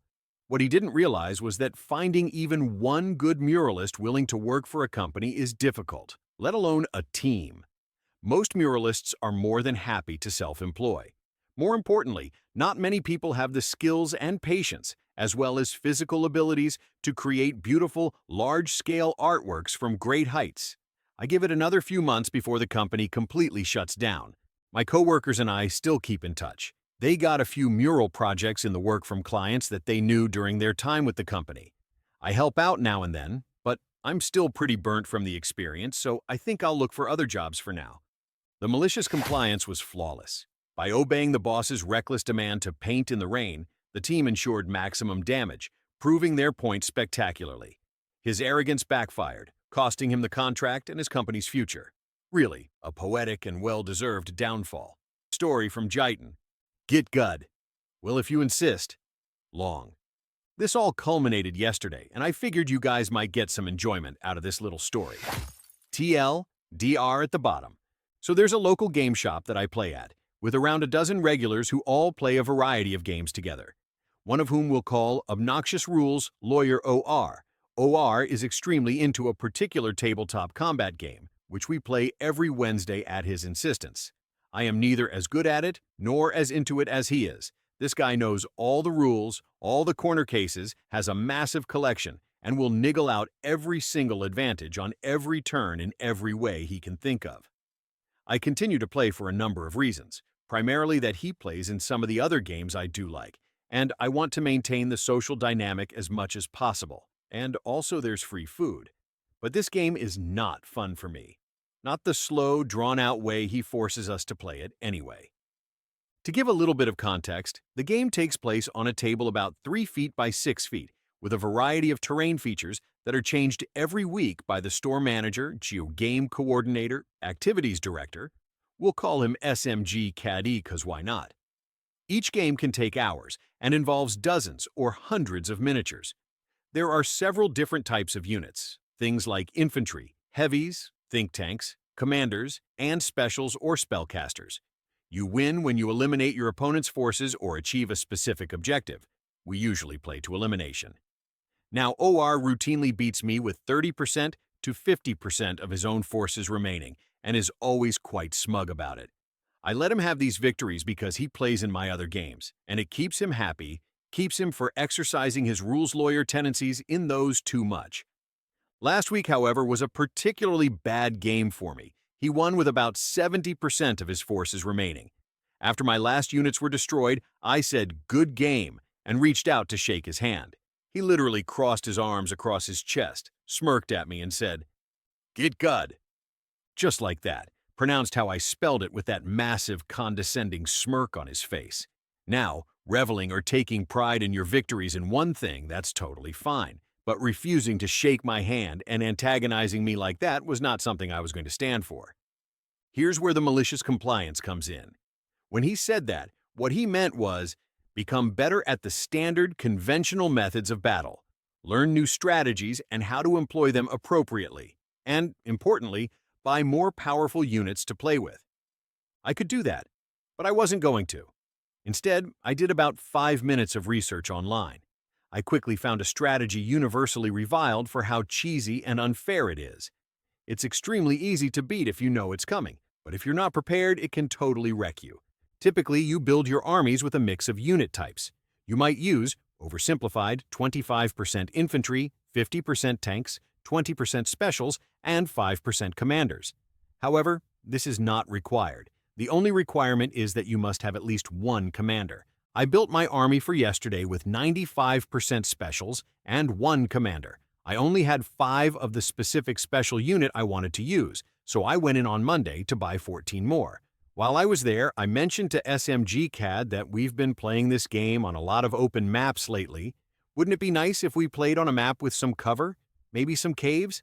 Well, he'd just sold me these minis, so he knew what was up. He said, you're right. The maps have been pretty similar lately, and grinned at me. It's worth pointing out I'm not the only one whose nerves OR gets on, and SMG CAD was there last week and saw how OR had been acting towards the other customers. This matters because when I got to the shop yesterday, I saw that he had gone above and beyond when it came to setting up the new map table. The table is oriented long ways north to south, or always sit on the north end of the table, near the wall. It's his spot, don't ask me why. The table was laid out with about 20% of the north end covered with caves, about 30% of the middle flat open area, and about 50% of the south end absolutely riddled with caves. Orr had arrived before I did, and had all of his stuff on chairs and tables around the north end of the gaming table as usual. We're about to start, and SMG CAD says, "We're going to have an asymmetric battle today. I'll flip a coin to decide who's on which end of the table." Orr immediately says, "Fuss you, I'm sitting here." SMG CAD just nods and says, "All right." He then asks, "Orr, do you want to hide any of your units in those caves? I'll make Jiten leave so he doesn't know where your units are." Now, this isn't typically done, but SMG CAD said it with such a straight face, it was really convincing. Orr looks at him like he's an idiot and says no, then starts setting up in the middle of the open area, preparing to charge in and overrun my units. Realizing what SMG CAD has planned, I just wait while he sets up. SMG CAD turns to me and asks me the same thing, so I say, "Actually, yeah, that sounds like it could be fun." So SMG CAD makes Orr go into the other room, and I hide my surprise in the cave complexes SMG CAD has so thoughtfully set out for me. Normally this would be a problem, because almost all units have a range statistic. They can't shoot at anything outside of that range, requiring you to actually engage the enemy if you want to win. The specials I selected were very special in that regard. They're small, slow, fragile, easy to trap, and easy to kill, and they only have one attack. Unfortunately for OR, that attack is essentially orbital bombardment. It can target anywhere on the map. SMG CAD calls OR back in after less than a minute. It doesn't take long to set up 20 minis, and OR is visibly confused. Or, "You're done? Where are all your units?" Me, "In the caves." Or, "So what? You're just not gonna attack." Me, "I'll attack, don't worry." SMG CAD, "Or, since you won last week, Jiten goes first." Or, sarcastically rolling his eyes, "I know." SMG CAD, "Jiten?" Me, "I cast orbital bombardment 19 times." SMG CAD nods, "Roll for damage." Or, "Wait." Long story short, can't counterattack because he doesn't know where my freaking units are. He loses about 60% of his forces in the first 5 minutes. He's frantically scrambling to flush me out with some units and find cover with others. He honestly could have won if he'd played really well, which had me worried when I started to realize the fact. But then the best part happens. He rage quits. Lots of yelling, lots of accusations of cheating against me and SMG CAD. I don't really remember all of it that well. It was pretty frantic. But the best part I do remember is him asking me, "What do you think you're doing?" I got good. TLDR, guy obsessed with a particular game is very good at it, and an extremely poor winner. Obnoxiously tells me to get good last week. I came back this week and killed the majority of his units in one turn using a perfectly legal cheese strategy. Edit. I don't know why my replies are being filtered. No, he wasn't banned. Thank you for all the kind words. I'm glad it came across clearly for non-tabletop gamers. That was my goal. Edit. Warhammer. 40K is correct. Edit 3. The editing. Still don't know why my comments are being deleted. U/Shadowmaster is technically correct. I made the editorial decision for the sake of narrative clarity to omit mechanical jargon, as I felt it detracted from the story. If you say roll for damage or orbital bombardment, people know what you mean. My goal was to share and entertain with this account of the event, and it looks like a lot of you liked it. Every week, I'd get stomped by an arrogant rules lawyer at our local game store's Warhammer 40K night. He was smug, nitpicky, and after a particularly bad loss, refused to shake my hand and told me to get good. So I did, maliciously. I researched a cheesy legal strategy using nearly all long-range specials and asked the store manager to set up a cave-heavy map, or insisted on his usual spot, unaware it gave me perfect cover. On my first turn, I nuked 60% of his army from hiding. He panicked, flailed, and rage quit, screaming about cheating. When he asked what I thought I was doing, I just smiled and said, "I got good." He didn't play that night again. The malicious compliance was flawlessly executed. OP weaponized OR's own arrogance, used the rules he worshipped, and crushed him with pure legality. OP's Get Good comeback was poetic justice, calculated, clean, and satisfying. Story from Moral Logjam. This took place years ago, but still makes me laugh at the sheer stupidity of it all. It starts as all truly great sagas published on the internet begin. When I met a random guy through a friend at a bar in the city. Let's call the guy I met Mark for the purpose of this post. My friend had introduced me to Mark because for few years leading up to that introduction, I shared an idea I had for a business with anyone who would listen. I was told Mark wanted to start his own business, had worked in the industry, knew a lot about the subject matter required, and thought my idea was good. Mark and I met up for a lunch. We hit it off. He said he'd start the business as the CEO and agreed to me taking a part-time operational role. I agreed to help solely in a part-time operational role because I couldn't afford to quit my day job. I put in 15% of the cash for 5% ownership since Mark was going to put in founder hours, 80+ hours a week, and agreed to put up 85% of the cash, which was more money than I could afford to risk on a new venture. I worked part-time, I did what I said I would do, I even tried to be of assistance on things I had no experience with. I connected Mark with a fella I'd done business with before. We will call him Paul. Paul and I got into a dispute ourselves. More on this later. Anyway, let's fast forward a few months, and I got into a dispute with Mark over stationery. Yes, stationery not being to his liking caused him to flip out. This was despite him picking the stationery out. Next up, the contract I got from Mark was not what we agreed. The legal work required a few months to get done, and I had expected delays, but when I finally got it, the paperwork didn't represent what I had agreed to own. Not only that, but my investment wasn't being acknowledged under the terms we had committed to when I put the money in. Now, as I said, I wasn't able to risk much, and I only invested what I could afford to lose, so this wasn't a huge sum of money. I didn't want to make a big deal about it since the amount was small, and he began promising a new contract when the business could pay for the lawyers to make changes. I signed nothing. Then it worsened. Mark and I start to fight anytime we're in a room together. As I think back, it's almost comical how angry he would get in my presence. I have other things to do with my time than squabble over stuff like stationery, so I worked on my areas of the business and hoped things would grow. I stopped in whenever I could and would help out regularly as needed, with as little Mark interaction as possible. Paul would intervene sometimes when Mark would get particularly difficult to be around. Anyway, fast forward about 2 years, and Mark can't help but tell everyone who will listen that the business is going well. I have no idea how well things are going because Mark isn't giving me any updates.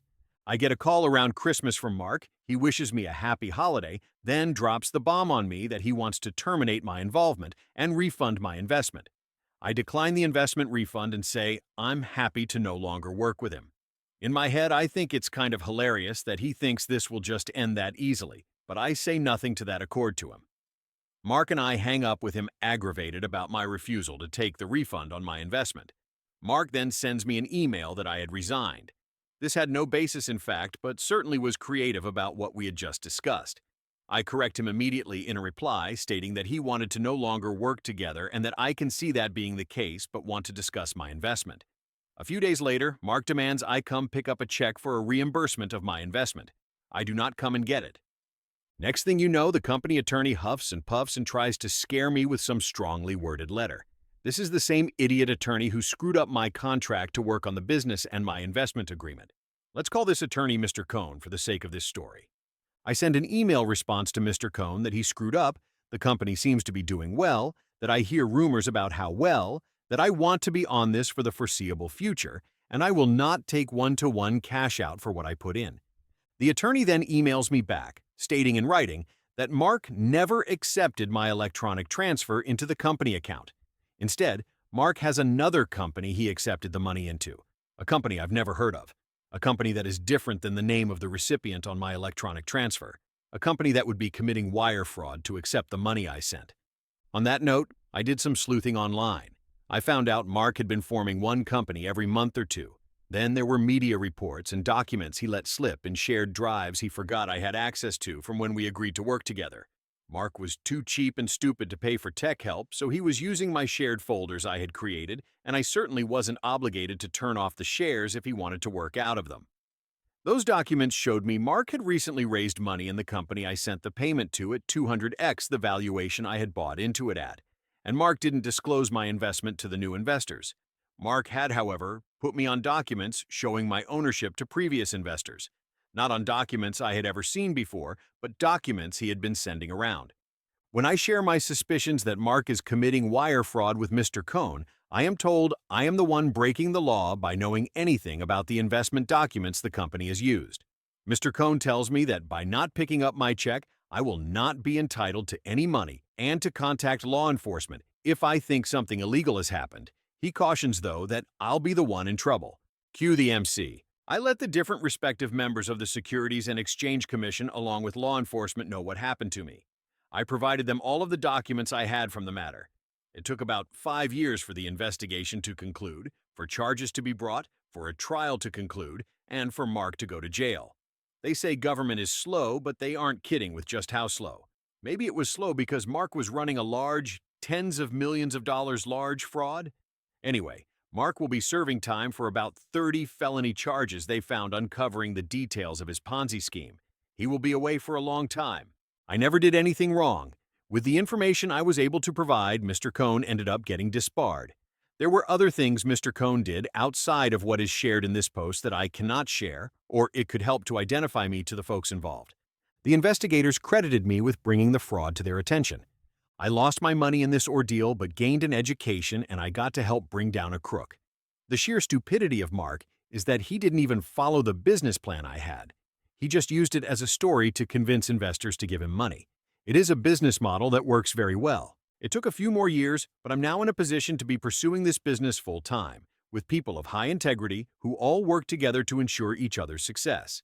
We expect to have an extremely profitable year in 2023 after proving the business model worked in 2022. Nitpick the dress code? I can do that too.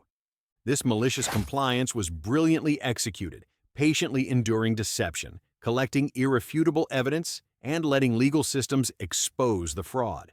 OP's calm persistence and strategic silence turned chaos into justice, proving that integrity and thoroughness always win against corruption. Story from TLDR. Boss takes credit for my monthly report. She looks like a fool when she cannot answer questions. Boss asks me to log all my work. I log wasted time logging my log. I switch departments and she suddenly is forced to find a new job. Hopefully I do a good job considering my TLDR is 3 sentences long. I'm working for a pretty big company. Lots of departments, lots of we are the best talk, and we really are. Core values are followed pretty well and major issues get dealt with quite well. Apart from my boss, who we can call Gail.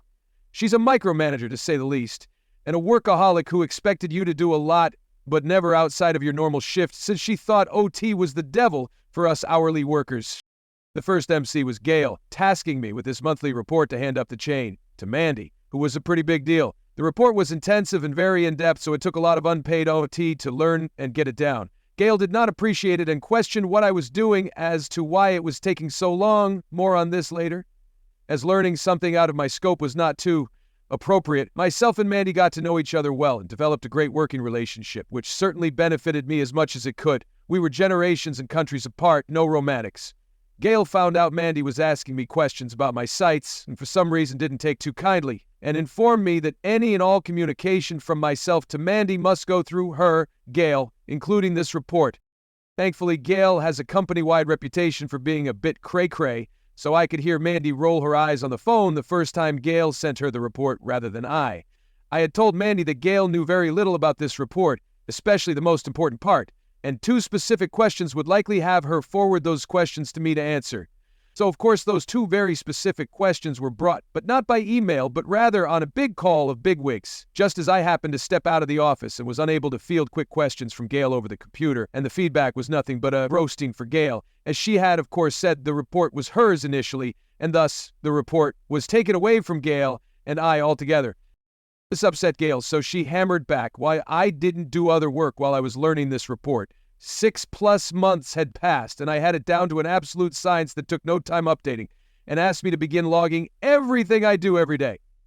Due to other factors in this job, HR was already looped in on everything that was going on between Gail and I, so this was as well. As you can already guess, the long story short is this log was filled out to the minute, after every task, phone call, or anything I did, including time for filling out the log. The amount of detail I put in for this log, Gail wanted as much detail as possible, allowed for me to actually spend 2-3 minutes filling out this log for even the smallest task of a passerby of my office door asking me a quick yes/no question. I loved it.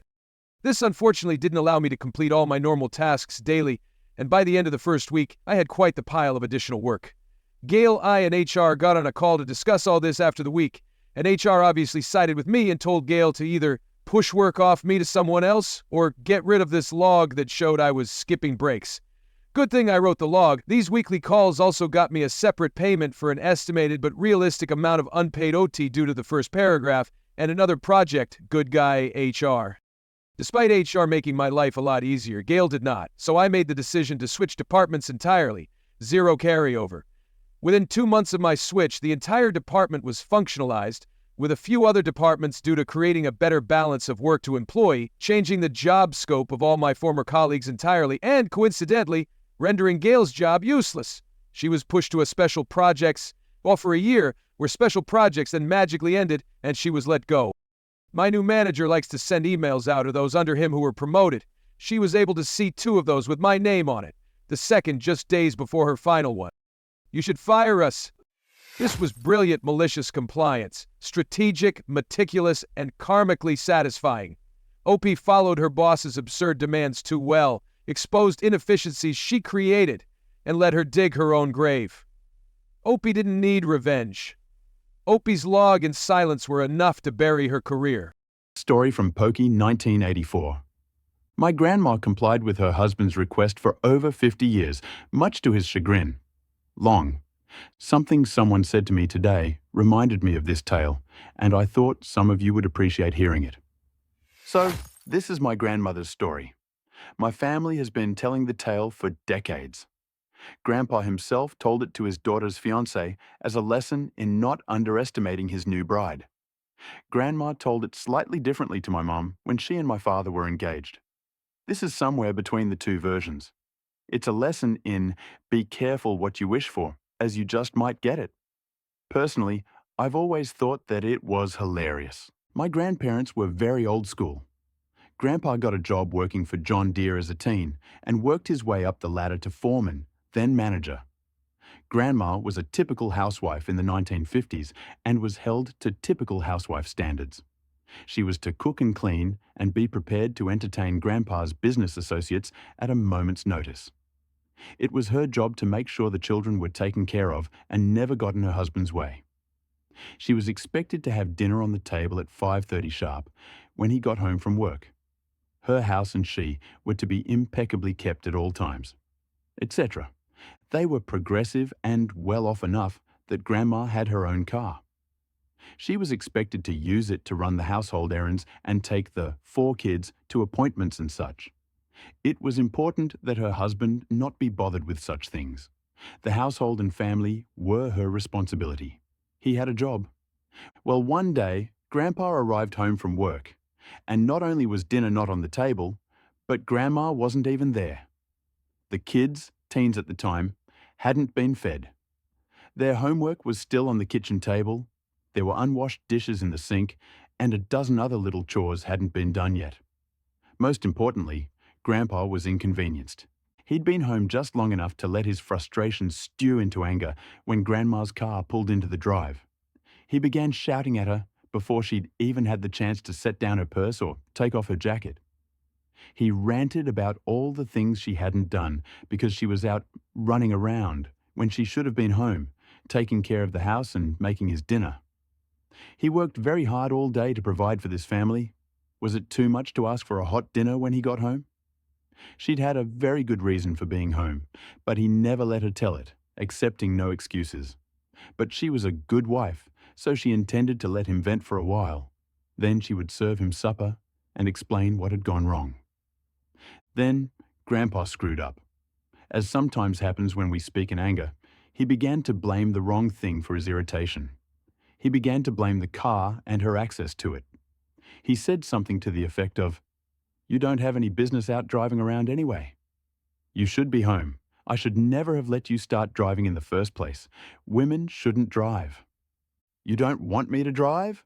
Grandma asked calmly, retrieving her keys from her purse. "Fine, then I won't drive ever again." And she set those car keys on the counter, put her things away, and served dinner. And bless her heart, Grandma stuck with that declaration, not matter how much more difficult it made life. Grandpa had to take afternoons off in the middle of the week when a teacher scheduled a meeting. He didn't get a moment's peace on the weekends, between grocery trips and taking the kids to activities, or doctor's appointments, or for haircuts or clothes. He had to drive Grandma to every Saturday salon appointment. Previously, Grandma had taken herself and the kids to church, letting him sleep. Now he had to wake up early on Sundays to take them all himself. Grandpa was nearly as stubborn as his wife. He held out, expecting her to apologize and ask for her keys back. She never did. Instead, she simply rearranged the household schedule so that he could handle all the driving. Months later, after never getting a single weekend to relax, after having dinner pushed back nearly every day because he had to drive someone someplace, he finally gave in and apologized. He tried to tell her that he was wrong and that she should start driving again.